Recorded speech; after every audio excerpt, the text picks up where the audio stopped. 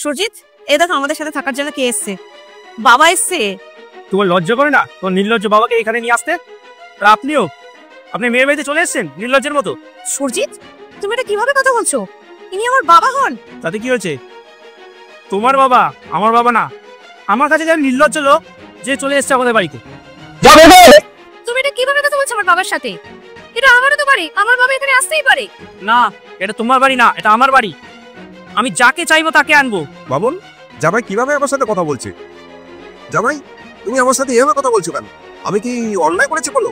আমি কি কোনো ভুল করেছি? ভুল তো আমার হয়েছে। আমি আপনার কোনো নির্লজ্জ লোকেদের সঙ্গে সম্পর্ক তৈরি করেছি। আপনাকে ঘাড় ধরে বাড়ি থেকে পেট পেয়ে যেতে ইচ্ছে করছে। ব্যাস, অনেক হয়ে গেছে। আর একটা কথা আমি শুনতে চাই না আমার বাবার সম্পর্কে। বাবন, বাদ দে। জামাই, কি হয়েছে তোমার? তুমি এইভাবে আমার সাথে কেন কথা বলছো? বড্ড নির্লজ্জ লোক তো আপনি। আপনার জায়গায় যদি অন্য কেউ থাকতো, ইয়ে সম্মানের খেয়াল থাকতো, তাহলে এত করে সে চলে যেত। এখন দাঁড়িয়ে আছেন এখানে। সুরজিৎ, তোমার যদি এতই অসুবিধা থেকে থাকে আমার বাবাকে নিয়ে, তাহলে তুমি ঘরে চলে যাও। আমি আমার বাবার সাথে বসে এখানেই কথা বলবো। তুমি যদি তোমার বাবার সাথে কথা বলতে চাও, তাহলে আমাকে ছাড়তে হবে। সুরজিৎ, আস্তে ভেবে নাও, হয় বাবা নয় স্বামী। ব্যাস, অনেক হয়ে গেছে। তোমার অসভ্যতা আমি সীমা ছাড়িয়ে গেছে। তুমি যদি আমার বাবার সাথে ভালো করে কথা বলতে না পারো, বলো না, তুমি তোমার রুমে চলে যাও। এরপরে তোমাকে আমি সাবধান করে দিচ্ছি, তুমি যদি আমার সাথে বা আমার বাবার সাথে এইভাবে কথা বলছো, তাহলে তোমাকে আমি। নাহলে কি করবে? কেন চুপ করে আর কি করবে বলো? বাস, অনেক হয়েছে। জামাই, আমি তোমার বাড়ি থেকে এই মুহূর্তে চলে যাচ্ছি, কিন্তু যাবার আগে আমি জানতে চাই যে আমার দোষটা কোথায়, আমি কি করেছি। যদি আপনি জানতেই চান তাহলে বলছি, দোষটা আপনার না, দোষটা আপনার মেয়ের। এ দেখো কাকে নিয়ে এসছি। গ্রাম থেকে আমার ভাই এসছে। নমস্কার বৌদি। কেন মেনেছো তুমি ওকে? আর তুমি ভাবলে কি করেছো আমাদের সাথে থাকবে? ওর অবস্থাটা দেখেছো? তুমি ওর সাথে এভাবে কথা বলছো কেন?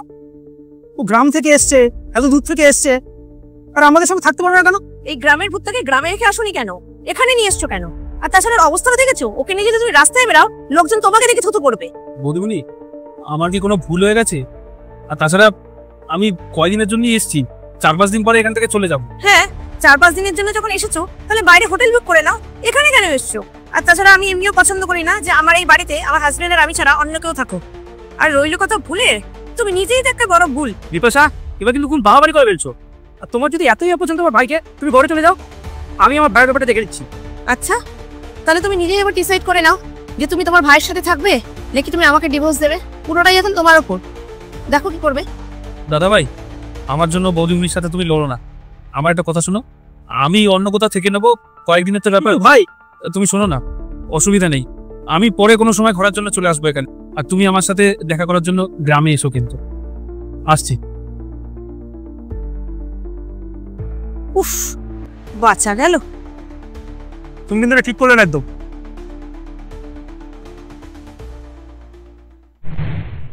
এবার আপনি বলুন, শুনে কি করতে পারি? গ্রাম থেকে আমার ভাই এসেছিল, এক গ্লাস জল খেতে পারিনি, অপমান করে তাড়িয়ে দিয়েছি। বলুন আমি কি করতে পারতাম? জামাই যেটা বলছিস সেটা কি তুই ঠিক করেছিস? তুই তো ভালো মতন জানিস যে জামাইয়ের বাবা পৃথিবীতে নেই, আর জামাই নিজের ছোট ভাইকে পড়াশোনা করাচ্ছে, আর জামাইয়ের ভাই গ্রাম থেকে এসছে, আর তুই তার সাথে এরকম ব্যবহার করলি? ছি, তোকে তো আমি এরকম শিক্ষা দিইনি। ছি, মেয়ে বলে পরিচয় দিতে আমার লজ্জা লাগছে তোকে। এরকম মেয়ে তুই। জামাইয়ের জায়গায় যদি অন্য কেউ হতো, সেও এরকমই করতো। ঠিক করিস রে তুই এটা। জামাই, আমি আমার মেয়ে হয়ে তোমার কাছে আমি ক্ষমা চাইছি, আমি চলে যাচ্ছি এখান থেকে। দাঁড়ান বাবা, আপনার কোথাও যেতে হবে না, আপনার আমার কাছে ক্ষমা চাইতে হবে। ক্ষমা তো আমার চাওয়া উচিত আপনার কাছে, আপনার সঙ্গে বাজে ব্যবহার করার জন্য, কিন্তু আমার কোনো উপায় ছিল না। আপনার মেয়েকে শিক্ষা দেওয়ার এটাই উপায় ছিল একমাত্র। আর আপনি তো জানেন আমি কারোর সঙ্গে বাজে ব্যবহার করি না, আর আপনি তো আমার বাবার মতো, আমার শ্বশুর, আর আপনার সাথে খারাপ ব্যবহার করাটা আমি তো স্বপ্নেও ভাবতে পারি না। আমি জানি আমার সাথে কেন তুমি কারোর সাথে এরকম খারাপ ব্যবহার করো না। আর শোন, আমি সেদিনই আসবো যেদিনকে জামাইয়ের ছোট ভাইকে এনে তুই এখানে দেখাশোনা করবি, আর এই ছোট ভাই এই শহরে থেকেই পড়াশোনা করবে। বাবা, সরি। আমি জানি আমি যে ভুলটা করেছি সেটা তো আর পাল্টাতে পারবো না, কিন্তু হ্যাঁ, আমি তোমার থেকে আর তোমার ভাইয়ের থেকে আমি ক্ষমা চেয়ে নেব। সত্যি আমি সেদিন কতই না খারাপ কথা বলে দিয়েছি ওকে, আর ও চুপচাপ শুনে এখান থেকে চলে গেছে। তুমি যখন আজকে আমার বাবার সাথে এই ব্যবহারটা করলে, তখন আমি গিয়ে বুঝতে পারলাম যে নিজেদের লোকের সাথে এরকম ব্যবহার করলে কতটা খারাপ লাগে। সরি। আর আমি তোমাকে এটাও প্রমিস করছি, আমি গ্রামের বাড়িতে তোমার সাথে গিয়ে তোমার ভাইকে এখানে নিয়ে আসবো, আর এবার থেকে ওই আমাদের সাথে এখানেই থাকবে। সুখে থাক মা, সুখে থাক।